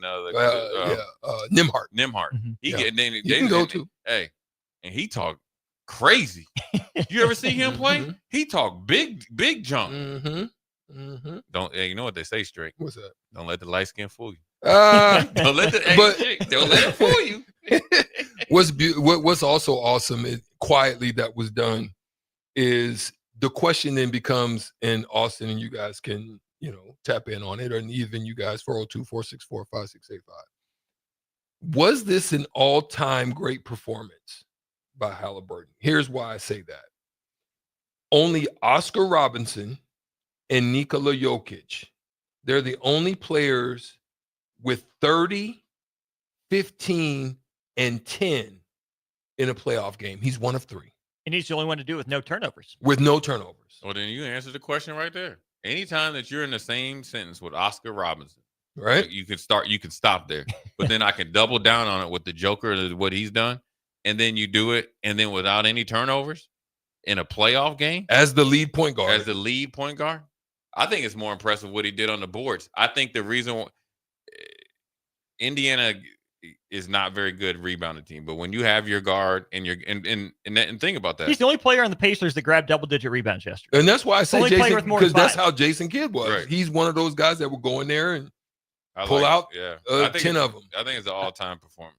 My last thing on this before we get to break is I think we're starting to talk about Tyrese Halliburton in very similar ways that we talked to Jason Tatum. Is he the number one guy? Is he the best? Is he a top X player in the NBA?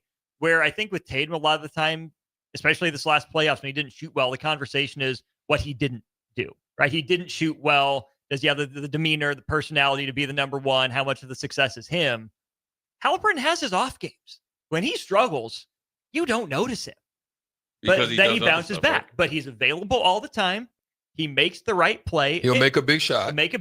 He's never going to be a top 5 player in the NBA. Yeah. He's never going to be a top 10 player in the NBA, right? But I think Tyrese Halliburton, is he overrated, right? That was the big conversation. He's only overrated if you keep picking out his worst games. Yeah. The dude shows up. Yeah. The dude is relatively consistent. Yeah, he'll have some clunkers, which is why he's not going to be a first-team All-NBA guy.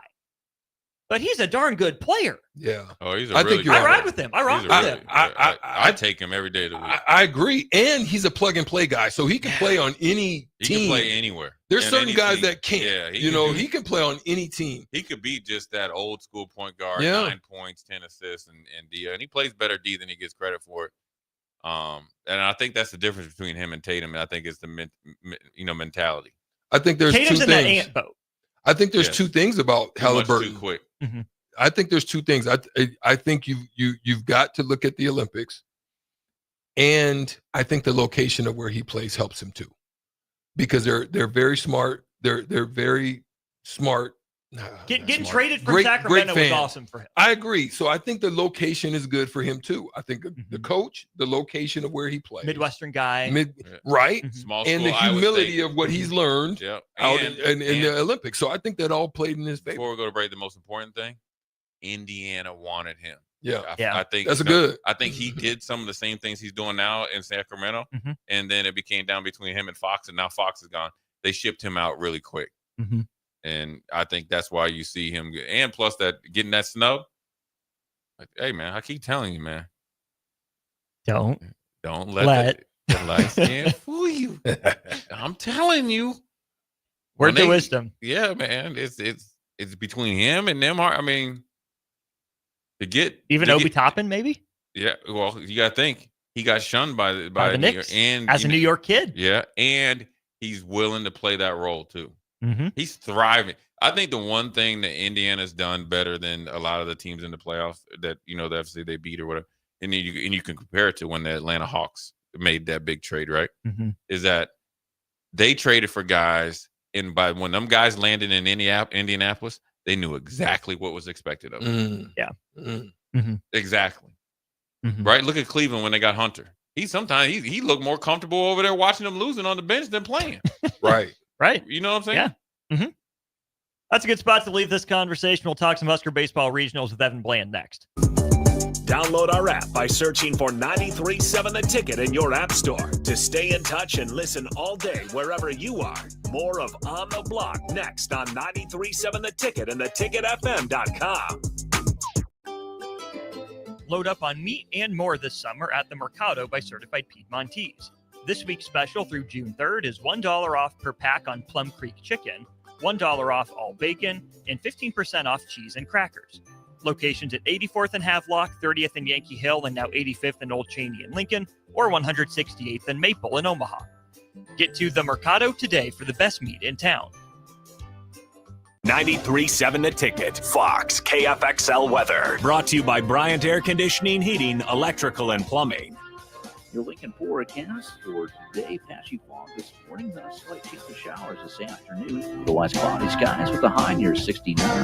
Tonight, a chance of showers with a low near 51. Tomorrow, a chance of showers in the afternoon. Otherwise, partly sunny with light winds at a high near 72. I'm meteorologist Kyle Flecker for 93.7 The Ticket and theticketfm.com. Advanced Medical Imaging is the largest radiology group in Nebraska, located in Lincoln at 7601 Pioneers Boulevard. At Advanced Medical Imaging, they utilize state-of-the-art technology and blend it together with their compassionate, skilled team to guide you through every step. Whether it's an MRI, CT scan, or X-ray, their precise diagnostics help your doctor deliver the best care plan for you. Choose clarity and comfort in your life by choosing Advanced Medical Imaging, located at 7601 Pioneers Boulevard and online at amimaging.com. At Valentino's, we're on a mission for tradition. On every slice, for every bite. Golden baked crust, cooked to perfection every time. Savory sweet sauce that's made from our own secret recipe. Loaded with the perfect amount of fresh toppings and melty mozzarella cheese. It's the tradition that Nebraskans have come to love. From game day to every day. Valentino's. Taste the tradition. Wall-to-Wall Wine and Spirits is your place in North Lincoln to go for all your needs in wine, spirits, and beer. They also have a large variety of cigars in their walk-in humidor, and they have a top-notch walk-in temperature-controlled high-end wine room. Plus, you can enjoy free samples from their tasting bar. There's only one place to go for all your needs for spirits and cigars. That's Wall-to-Wall Wine and Spirits on North 27th Street in Lincoln.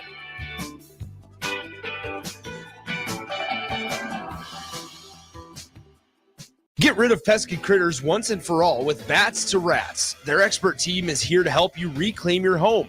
No more sleepless nights caused by crawling critters or flapping wings. Bats to Rats ensures a safe environment for every family member. Check the website at batstoRats.com for amazing offers. And if you mention this ad, you'll receive $10 off your initial inspection cost. Call Bats to Rats today at 402-781-8691. That's 402-781-8691. Bats to Rats. Country music star Rodney Atkins will be performing at the Icebox on Friday, June 20th. Tickets start at $30 and doors open at 7 p.m. The capacity is only 3,000, so don't wait. Buy your tickets at LincolnStars.com today before it sells out.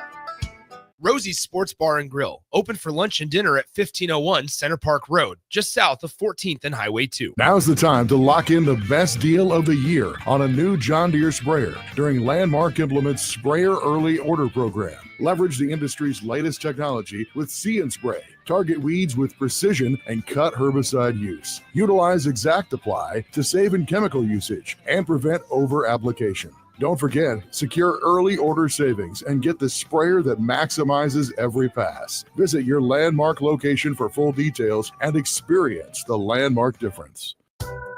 Father's Day is coming soon, and you know what that means. Backyard parties and lots of grilling. You know what's more embarrassing than an overcooked piece of meat? A dirty, disgusting, and grimy grill. Let the pros at Husker Grill Cleaning keep you ready all grilling season. They'll take your grill apart piece by piece, scrub every inch, and reassemble it so your grill can look and perform its best. Visit their website, huskergrillcleaning.com today to schedule your appointment. Husker Grill Cleaning, serving Lincoln, Omaha, Malcolm, and more. Now back to On the Block with Eric Strickland, Jay Foreman, and Austin Orman.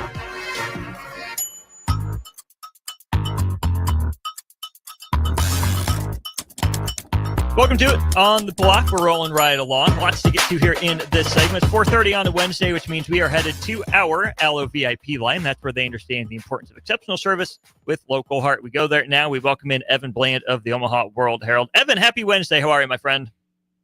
Happy Wednesday, Austin. Doing well. How's it going? Things are good here.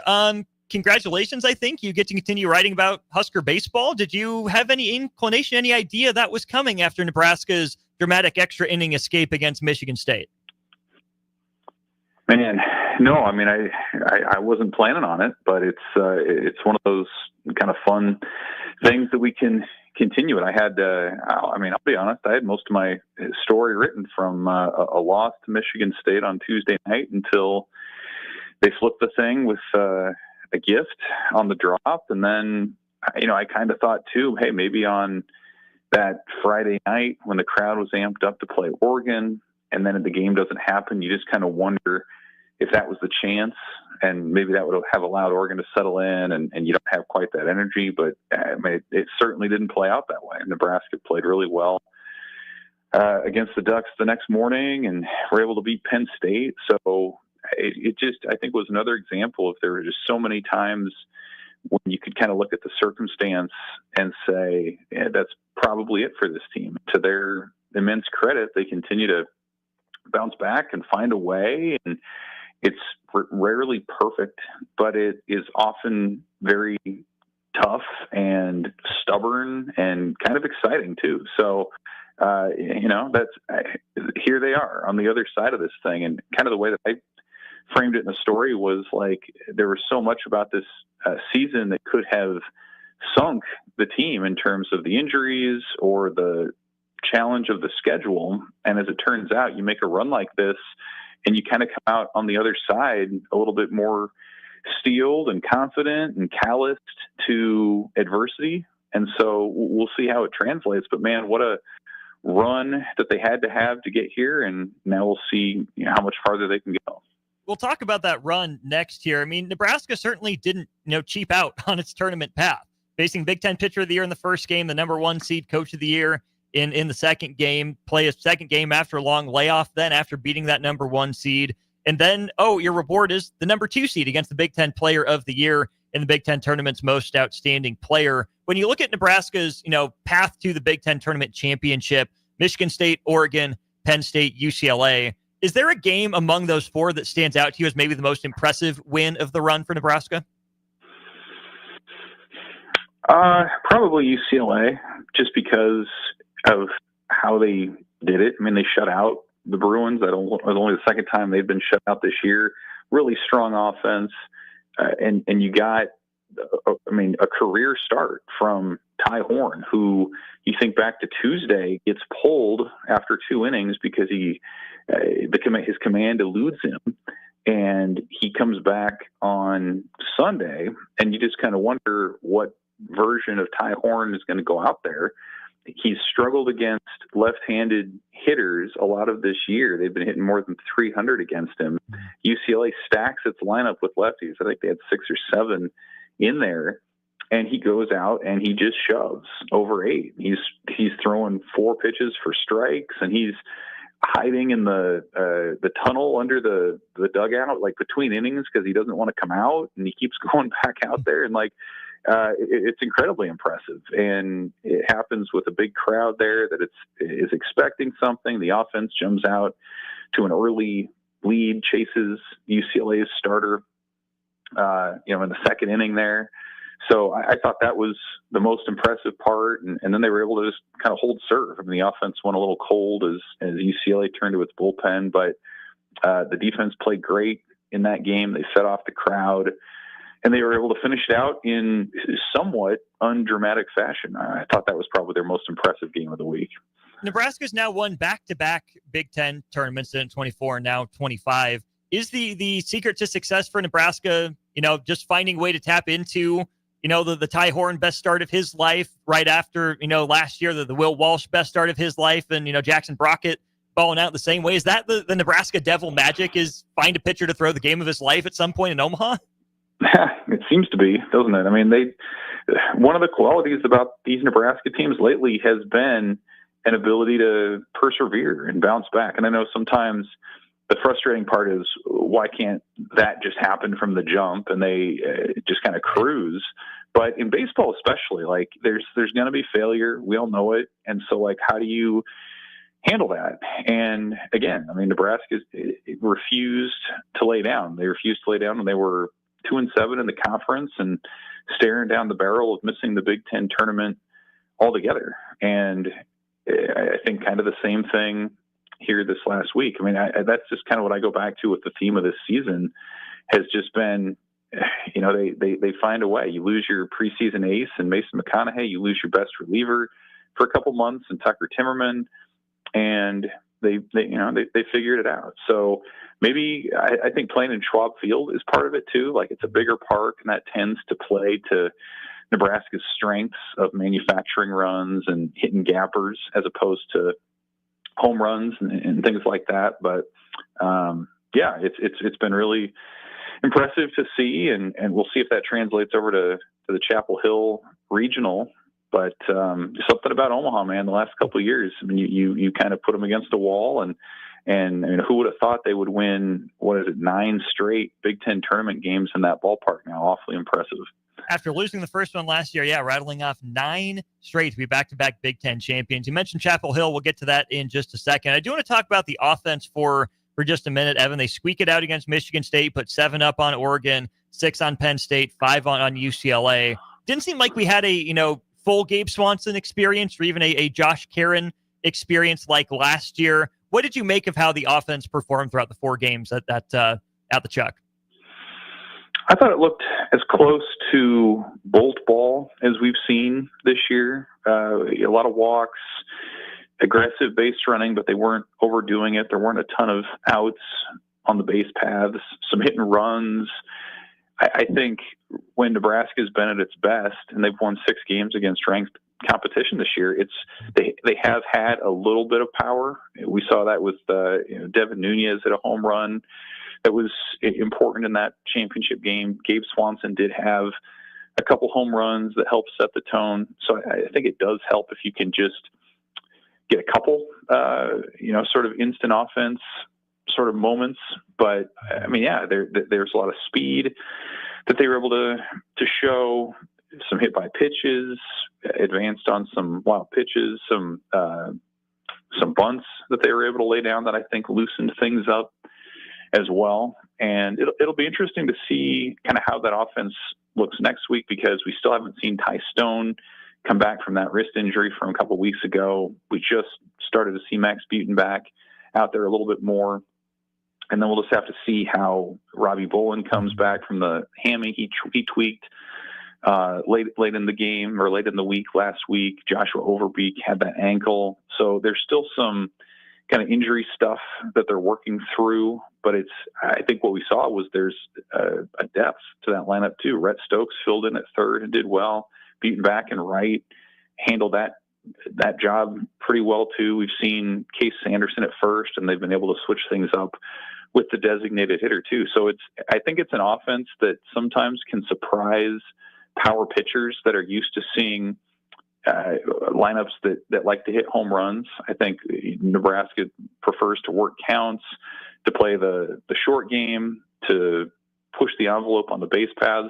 I think we've seen that make some pitchers a little bit more uncomfortable, and maybe that's another little part of their secret sauce here in this late run.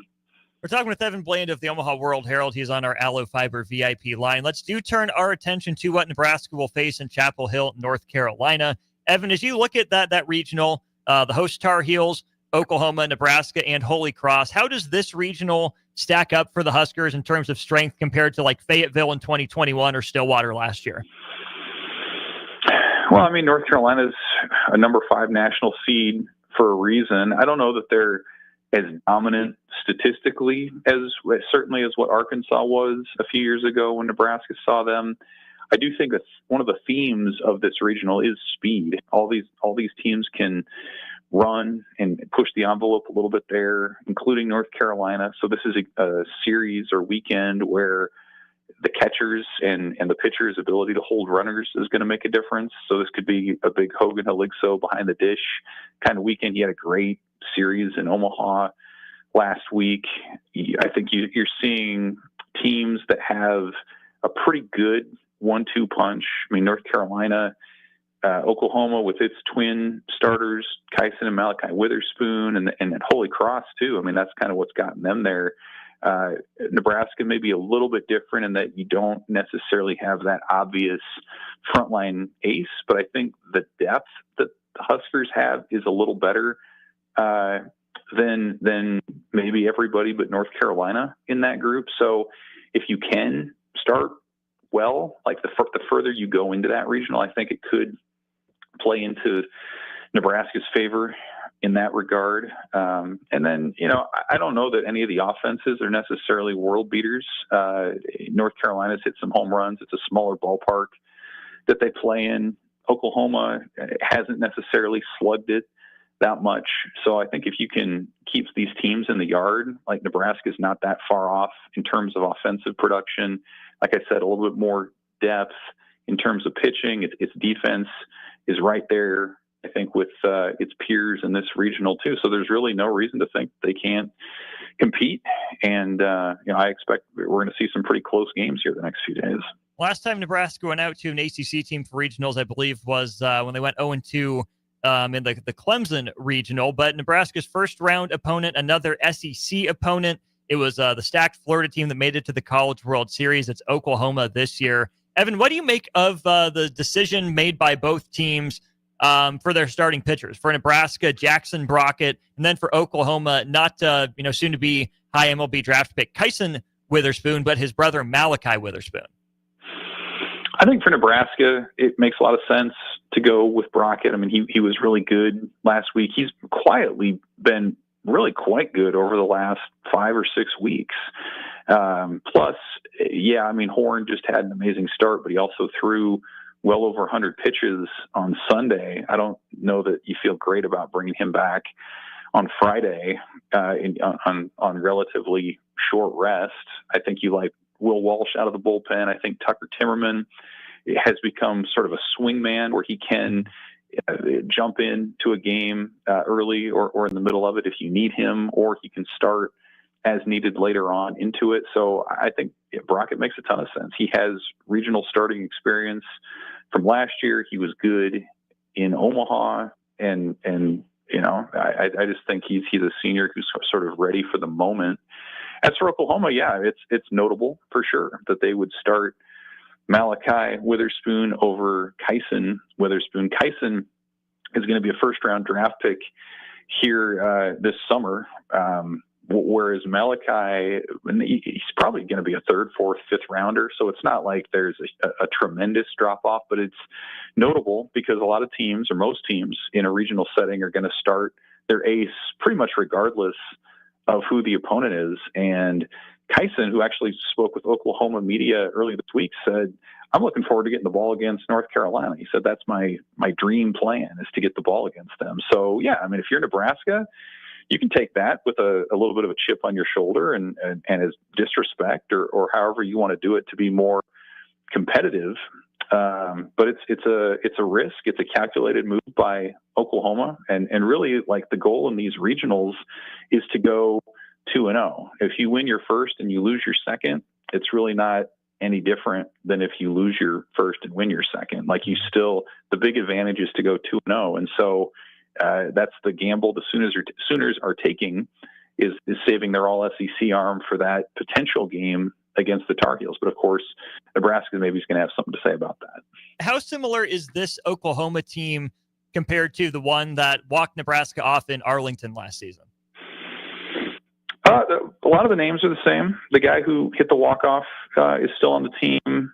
The Witherspoon brothers were not, I believe. I think they were in JUCO last year and transferred in. But I mean, yeah, there are some names certainly that are the same. Nebraska has a lot of the same guys we heard in their chat this week. A lot of those guys remember that moment. That was an opening weekend game down there at Globe Life, home of the Texas Rangers, where it sort of soured that first weekend a little bit for Nebraska. So yeah, I mean, another kind of example of where you could have a little bit of motivation there. But I think Oklahoma, like, you think about it, that was a program that made the College World Series final in 2022.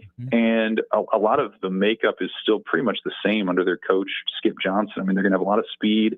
They're going to be pitching oriented, a lot of pitching and defense, and then kind of wreak havoc on the base paths and do what you can do there. So I think the formula is generally the same.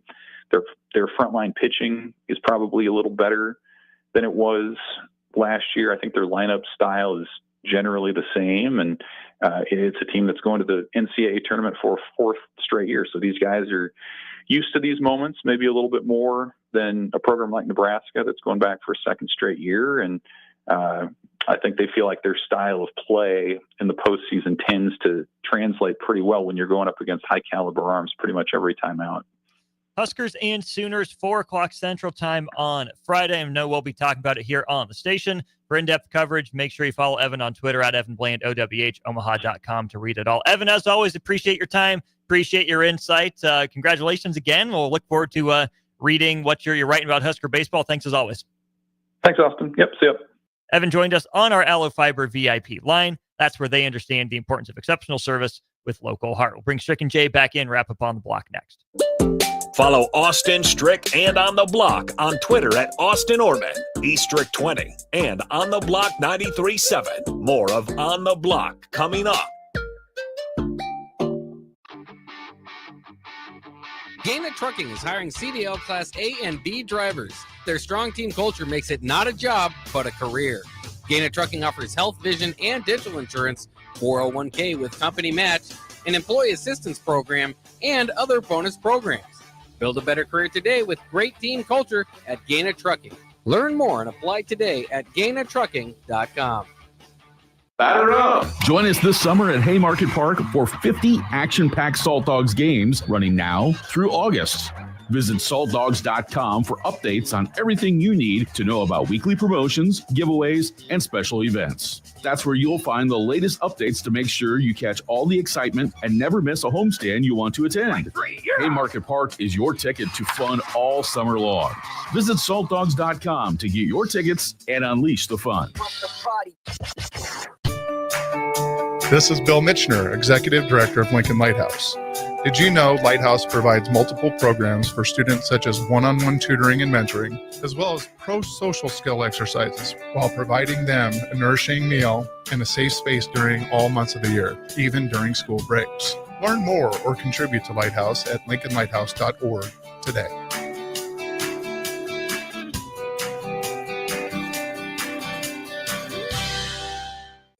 want to make new floor shopping easier, come to O Street Carpet. Hi, I'm Steve Carper. Our flooring professionals can help you choose the best flooring for you, your family, and your budget. We eliminate the confusion. Even better, you'll be enjoying your new flooring much sooner. No 6 or 8 week waits. We'll install right away and save you money on installation. Floor shopping made easy every day at O Street Carpet. O Street Carpet. 1732 O Street. Family owned and operated. Always the best value. 93.7 The Ticket is your home for every Kansas City Royals baseball game. Bobby Witt Jr., Salvador Perez, Vinny Pasquantino, and the rest of the Royals attempt to make the postseason for the second season in a row. And you can hear all the action on 93.7 The Ticket and theticketfm.com. Your home for Kansas City Royals baseball. The electrical workers of Local Union 265 are now hiring licensed journeyman electricians from $32.50 to $42.50 per hour with paid benefits. And if you're looking for a new career, they're hiring apprentices at $19.50 per hour with paid benefits. Call the office at 402-423-4497 to apply. Start your electrical career today. Have you been injured in an accident and don't know where to turn? Do you need a lawyer you can trust to handle your case with professionalism and compassion? The attorneys at Liberty Law understand that a call to an attorney is a call for help. If you've been injured, we want to help you. Liberty Law's experienced attorneys are committed to the pursuit of justice for those injured. Contact us for a free consultation by calling 877-42-LIBERTY. Call Liberty Law and find out how we can help get you the compensation you deserve. Call 877-42-LIBERTY. Liberty Law Group. Trial attorneys you can trust. Now's the best time to lock in early order savings on a new John Deere planter from Landmark Implement during the early order program. Plant for success with the latest technology, including Exact Emerge high-speed planters that help you cover more acres with greater precision and productivity. Order your planter for next year now to unlock the biggest savings of the season. Contact your local Landmark location today and experience the Landmark difference. Rosie's Sports Bar and Grill, open for lunch and dinner at 1501 Center Park Road, just south of 14th and Highway 2. Now back to On the Block with Eric Strickland, Jay Foreman, and Austin Orman.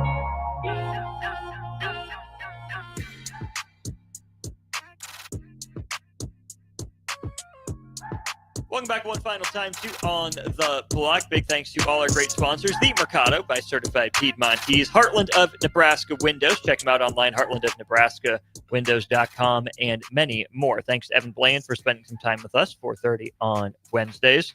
All right, let's make the picks tonight, fellas. One game in the NBA. Big one. Who gets it done? Is it curtains for the Minnesota Timberwolves? Do the Thunder get it done? Or do the T-Wolves still have life?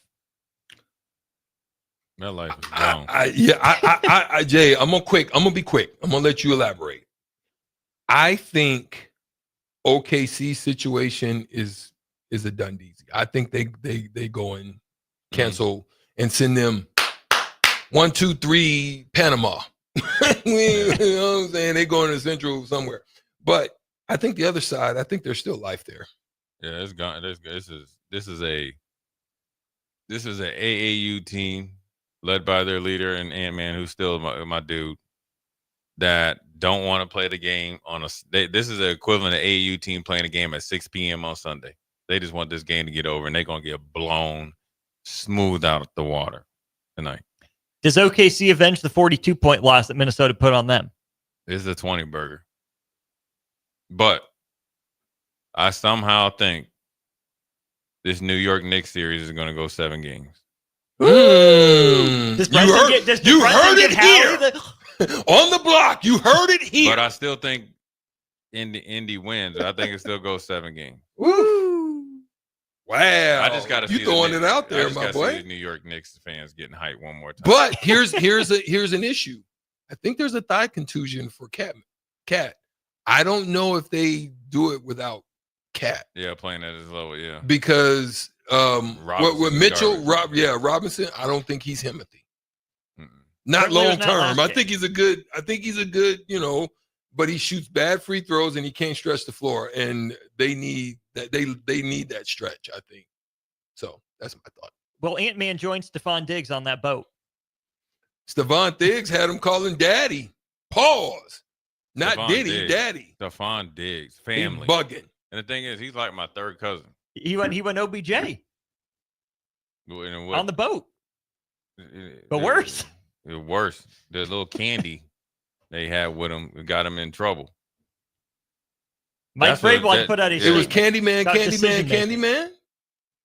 Wow. I There's a didn't know. problem. There's a problem. I didn't know the details on that. That's where he got in And trouble. I heard Cardi Beezy was in the house too. Yeah, they're together. I heard she was on the Biz Naive, the boat too, while he was wilding.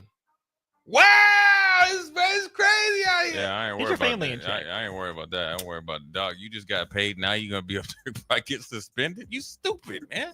That part. That's your boy, Jay. That's your cousin. I know. Bloodline. Bloodline and family tree. Yeah, bloodline and the bloodline and the hard-headed cousin. You invite that uncle to Thanksgiving? Man, them two cats, man. That part. Wildin'.